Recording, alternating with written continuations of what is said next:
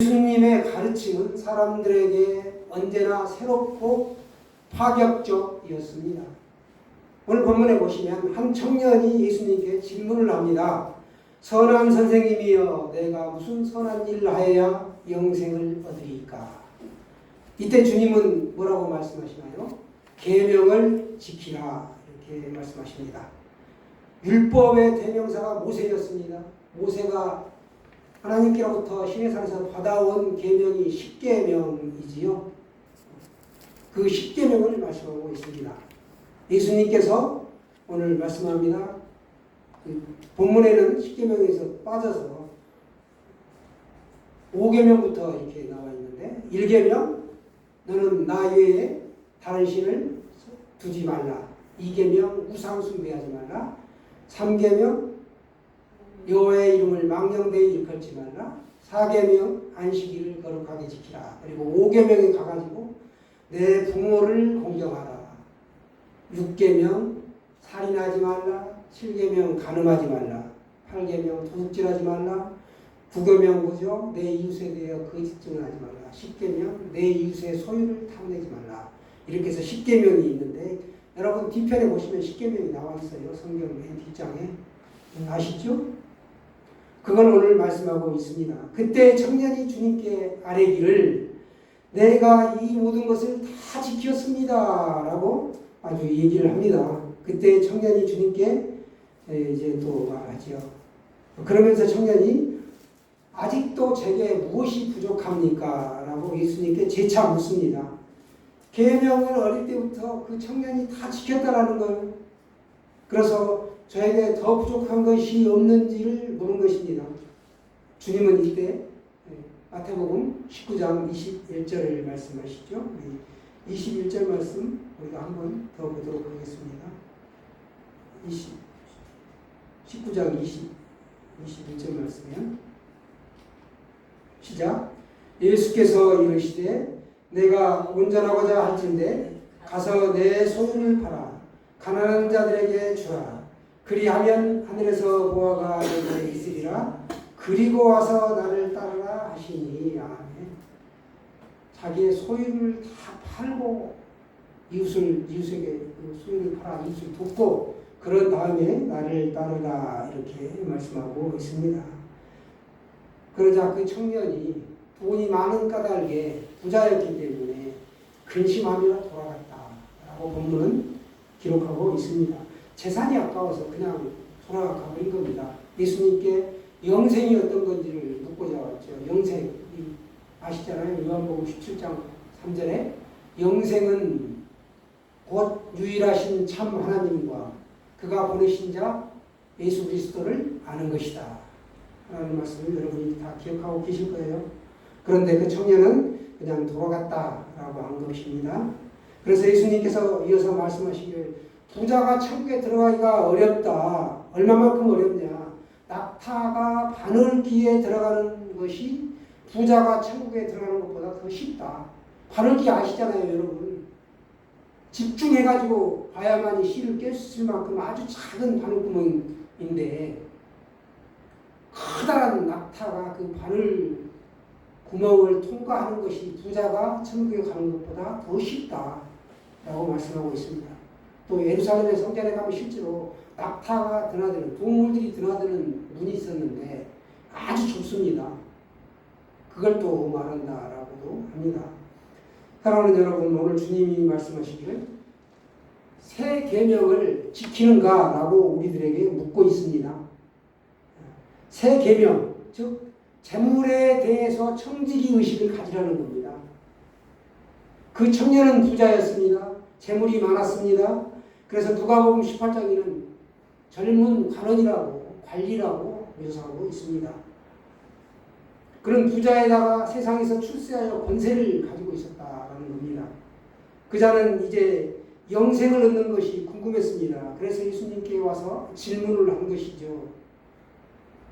주님은 너의 재물을 다 팔아서 가난한 자들에게 주고 나를 따르라, 이렇게 말씀하셨습니다.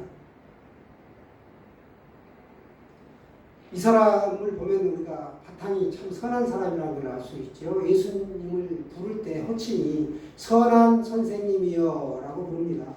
일반적으로 유대 그 제사장이나 뭐 이런 그 지도자들은 랍비라고 불렀습니다. 유대 종교의 스승을 랍비라고 불렀었는데 그렇게 랍비로 불렀던 것이죠. 그러나 이 젊은 청년은 선생님이여라고 선생님이라고 부르고 있습니다. 우리가 그런데 주님을 선한 선생님, 즉 선생님이라고 부른다고 해가지고 그렇게 예수님을 우리가 선생님으로 믿는다고 하여 구원을 얻지 못한다. 예수님이 메시아이고 그리스도이시고 왕이시고 이걸 믿어야 된다. 나의 주님이다 라는 걸 믿어야만 우리가 영생을 얻고 천국에 들어갈 수 있습니다. 그러니까 율법으로는 의롭다함을 얻을 육체가 없지요. 그걸 반증하는 게 모세입니다. 율법의 대가인 율법하면 모세인데 모세도 육신적으로는 가나안에 들어가지 못한 게 뭔가 무리바 사건도 있지만 율법을 가지고는 천국에 갈 수 없다는 걸 보여주고 있습니다. 예수님은 메시아이다. 즉 그리스도이시다. 또 나의 구원자이시다. 내 인생의 왕이시다라는 것을 고백하고 믿고 따를 때 우리가 갈 수 있는 것이지 예수님을 그냥 이 젊은 청년처럼 단순히 선한 선생님이다라고만 믿어서는 우리가 구원을 얻지 못합니다. 그러나 당시 사람들은 그것을 몰랐다라는 거예요.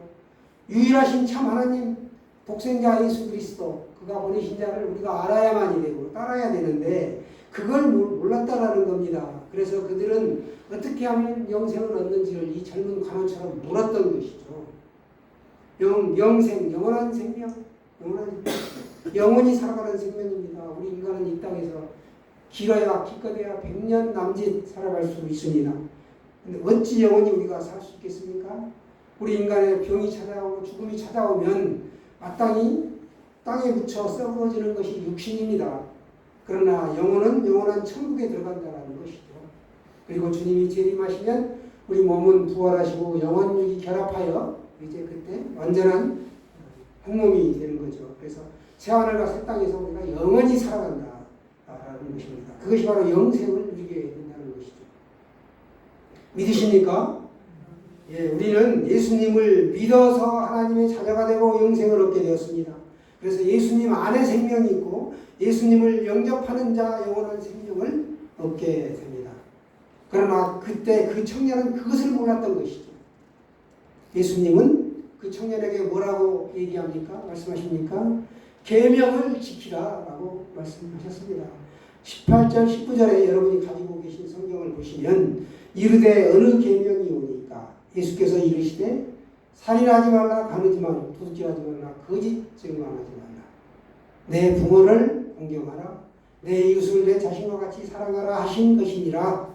10계명을 말씀하셨습니다. 주님께서 이렇게 1계명부터 4계명까지는 우리가 이 주님께서 주신 말씀 가운데 하나님에 대한 하나님 사랑이고 5계명부터 10계명까지는 사람에 대한 계명이다. 수평, 수직 관계, 수직 수평 관계인데 이 청년이 하는 말이 저는 어렸을 때부터 다 지켰다. 예수님께서 볼 때 기특한 것이죠. 다 지켰으니. 그 청년은 계명을 다 지켰음에도 불구하고 아직 구원에 대한 확신이 없었다. 여러분 중에도 구원에 대한 확신이 없는 분이 계신가요? 그 청년은 계명을 다 지켰는데도 영생에 대한 확신이 없었다라는 겁니다. 내가 예수님을 믿음으로 나는 분명히 하나님의 자녀가 됐고 내 죄는 용서함을 받았다. 그리고 나는 구원을 얻었고 영생을 이미 얻었다라는 이 확신을 가지고 있지 못했다라는 겁니다. 이 확신을 알 수 있는 게 뭔가 요한복음 5장 24절이죠. 내가 진실로 진실로 너희에게 이르노니 내 말을 듣고 또 나 보내신 이를 믿는 자는 영생을 얻었고 심판에 이르지 아니하나니 사망에서 생명으로 옮겼느니라 이렇게 말씀합니다. 그러니까 나의 과거, 현재, 미래 모든 죄가 이제 용서함 받았다라고 선언하고 있습니다. 우리가 십계명을 지키는 것은 영생을 얻은 사람으로서 하나님의 사람으로서 당연히 지키는 것이지 우리가 그 구원을 얻기 위해 십계명을 지키는 게 아니라는 거예요. 십계명을 지킨다고 해서 완벽하게 지킬 수는 없다. 율법을 우리가 100%다 지킬 수 없습니다. 마치 이런 거죠. 배에 조그마한 구멍이 있으면 배가 침몰하는 것처럼 율법을 우리가 아무리 지킨다고 한들 100%다 온전하게 지킬 수 없기 때문에 율법으로는 우리가 완전하게 구원받을 수 없습니다. 하나님의 은혜가 아니고는 안 된다. 하나님의 은혜가 뭔가 예수 그리스도를 통하여 우리가 구원함을 받는 것이죠. 믿음으로 우리가 구원을 얻습니다. 그런데 이 청년이 아직도 무엇이 부족한 것을 묻습니다. 그때 예수님이 아까 읽었던 21절을 말씀하시는 거죠. 내가 온전하고자 할진대 가서 내 소유를 팔아 가난한 자들에게 주라. 그리하면 하늘에서 보화가 내게 있으리라. 그리고 와서 나를 따르라. 이렇게 말씀하십니다.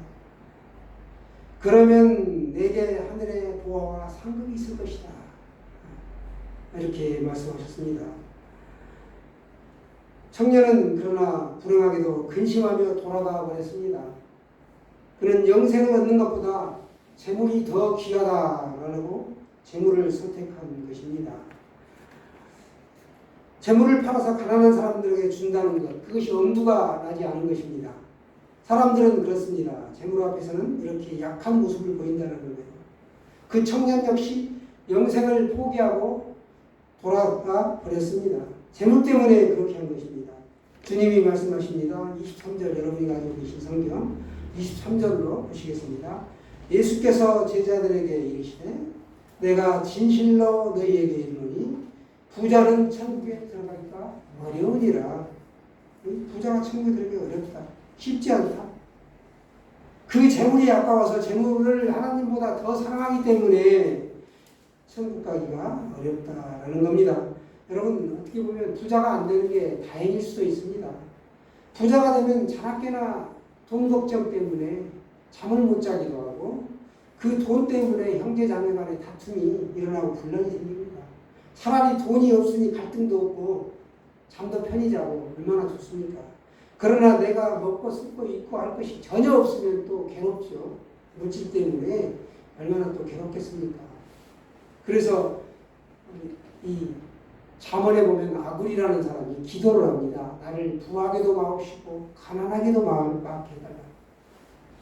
정말 그렇죠. 우리가 재물이 너무 많으면 으스대면서 뻐기고 하나님을 모르고 또 재물이 너무 없으면 내가 비굴하게 되면서 하나님을 원망하기 쉽다라는 거예요.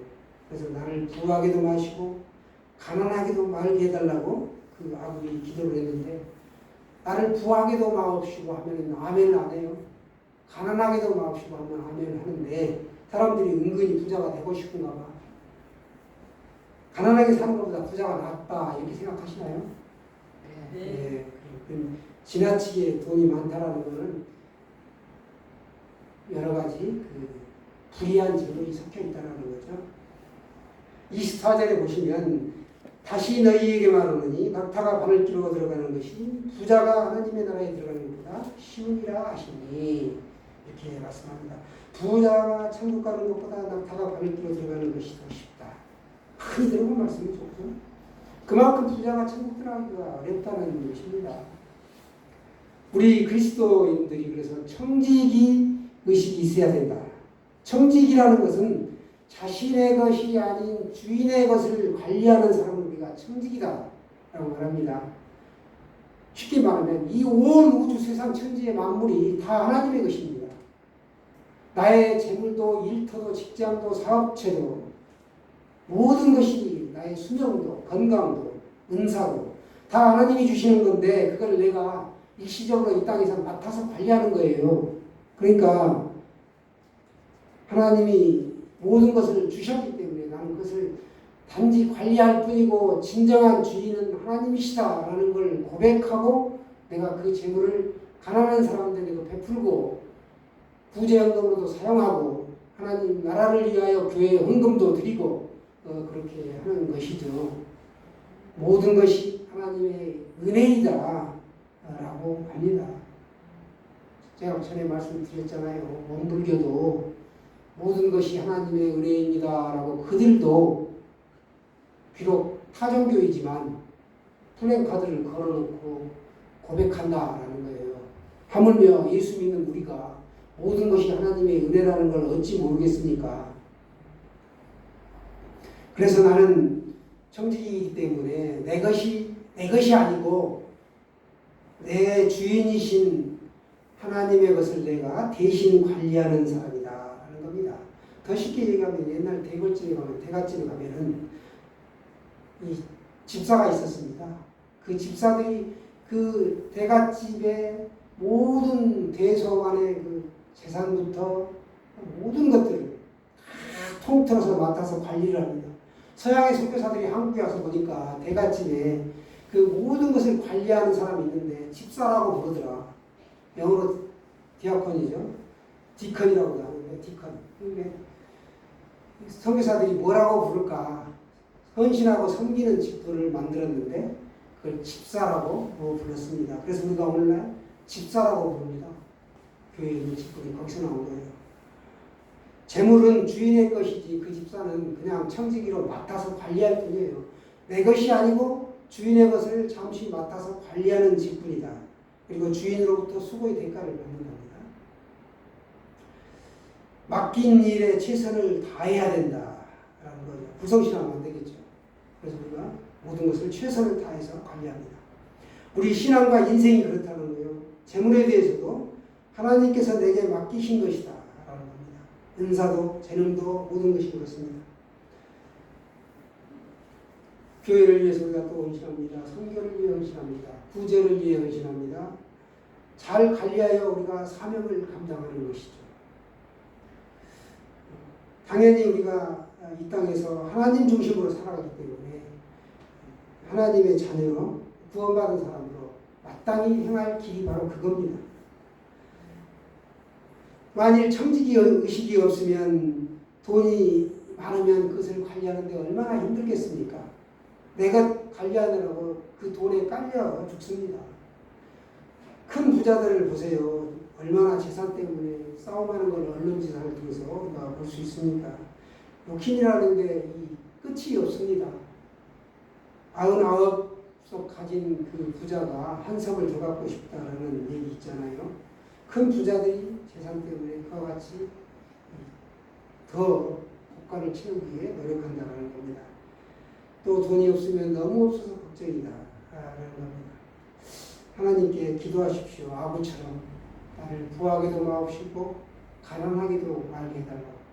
내가 먹고 쓰고 쓸 수 있는 것만이 내 거기 때문에 그렇게 하시는 게 좋을 것 같습니다. 물론 록펠러처럼 피도 눈물도 없이 돈 벌어가지고 지독하게 돈을 벌어서 결국은 좋은 일에 많이 사용하였습니다만 아직도 그 가문을 욕하는 사람들이 있어요. 좋은 일을 많이 했습니다. 그럼에도 불구하고 무자비하게 돈을 벌었기 때문에 지탄을 받는 것이죠. 전남 신안에 가면 증도라고 있어요. 거기에 참 아름다운 섬인데 문중경 전도사 기념관이 있습니다. 이분이 일제시대의 사람이에요. 시집을 갔는데 결혼을 해서 가서 보니까 남편이 이미 다른 여자가 있어가지고 그 여자와 함께 살림을 하고 있습니다. 그래서 이 여자는, 이 문중경은 남편과 같이 살지도 못하고 혼자서 시부모를 10년 넘게 모시면서 삽니다. 그 와중에 이제 어느 날 시내에서 부흥회가 열렸는데 그 부흥회에 참석을 하게 됩니다. 거기서 크게 성령의 은혜를 받고 예수 믿기로 결단하고 계속 전도자의 삶을 살죠. 또 그렇게 살다가 시아버지가 돌아가시고 10년째 시아버지가 돌아가시고 더 그 집에서 살 수 없게 돼요. 내침을 받고 따로 살게 되었습니다. 그리고 성경을 읽고 기도하는 중에 신학을 공부해라 라고 사인을 듣고 신학교를 가게 됩니다. 성결 신학교죠.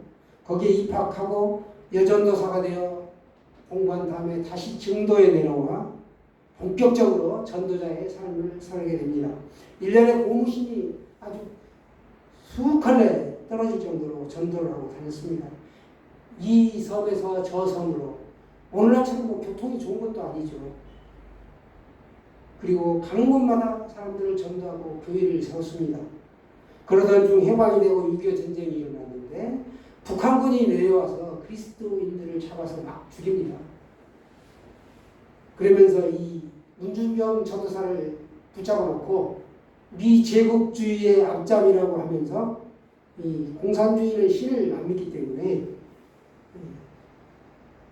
총살을 하려고 합니다. 그때 문준경 전도사가 죄 없는 다른 사람들은 풀어주시고 저를 죽여주세요 라고 이야기하였습니다. 그러면서 순교를 당하였습니다.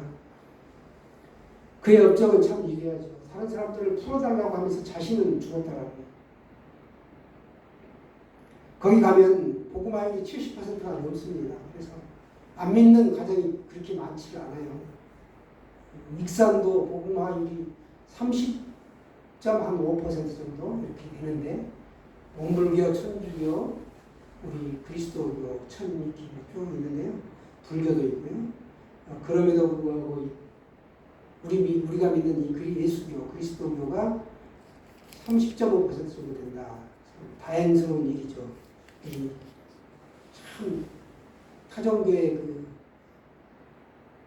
영이 굉장히 악한 영이 역사하는 중에서도 이렇게 우리 그리스도교가 믿는 사람이 많다, 교회가 많다. 참 좋은 일입니다. 주님을 위해 가족도 인생도 다 헌신한 이 문준경 전도사를 우리가 참 오늘 생각하면서 그분의 헌신을 우리가 다시 한번 떠올려 봅니다. 주를 영접하는 자 영생을 얻을 것이며 주님과 복음을 위해 헌신하는 자 하늘에 큰 상급이 있을 것입니다. 요한복음 1장 10절에 보면 영접하는 자 곧 그 이름을 믿는 자들에게는 하나님의 자녀가 되는 권세를 주었다 했습니다. 영접하는 자는 하나님의 자녀이고 영생을 얻은 사람들이다 라고 단정적으로 말씀하고 있습니다. 주를 위해 헌신하는 자 하늘의 상급이 크다라는 겁니다. 우리가 오늘 말씀을 한번 다시 정리해 보겠습니다. 한 부자 청년이 예수님을 찾아옵니다. 그리고 예수님은 어떻게 해야 영생을 얻느냐라고 물을 때 내 소유를 팔아 가난한 자에게 주라라고 말씀하셨습니다. 이 두 계명이 곧 율법과 온 선지자의 강령이다. 하나님 사랑, 이웃 사랑인데 이 청년은 한 가지 계명만 지켰다.